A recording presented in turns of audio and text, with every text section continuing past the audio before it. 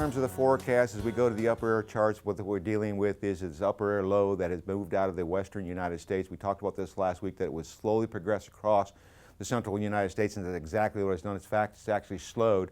So we're going to see a surface low developing in southwest Kansas. It's going to give a good fetch of moisture up to this region, and we expect some residual thunderstorm development in southeast Nebraska, but the main core will be to our north, and it will progress toward the southeast during the overnight hours, such that the trough will be over northern Wisconsin by tomorrow. We'll have a surface low over the Oklahoma Panhandle that will continue to keep the flow of moisture coming toward the north, and it looks like as that front blows through the overnight hours that most of the residual thunderstorm activity will reside in southeastern Nebraska.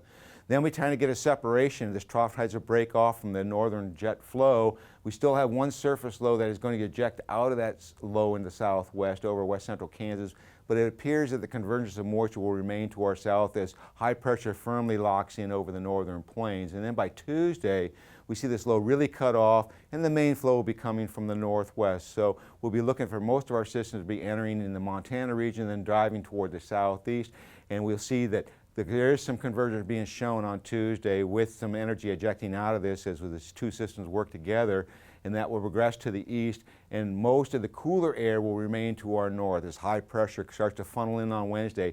We're certainly going to be back toward normal to below normal temperatures, but the coldest will be to our north, and most of the precipitation on Wednesday will be more toward the east. On Thursday, this trough starts to dig in the west again, and we're going to repeat the cycle that we did this last week.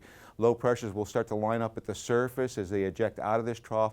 The first initial wave of moisture starts to develop over the southern plains, and will start to lift toward the northeast. And by Friday, we have a rather substantial trough that will carve out across the western United States, and we will eject the first main low pressure system to our area as we get into Friday with low pressure developing in the Panhandle. That will leave heavy precipitation in the southeast and numerous chances for heavy moisture across, unfortunately, the Dakotas and Montana as we get toward the later half of the week.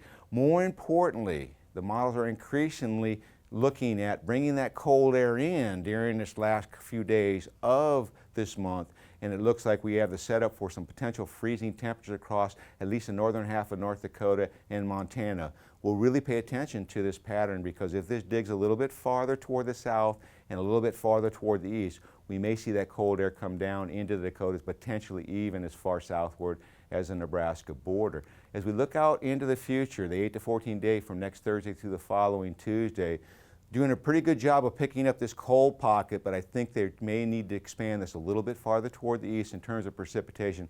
With such a substantial trough coming out of the western U.S., we would expect to see some pretty significant moisture. And if you look at where the heaviest of the precipitation probabilities are, they are lying right in the areas that have seen such excessive flooding here over the last 3 to 4 weeks with a renewed heavy precipitation regime that has developed.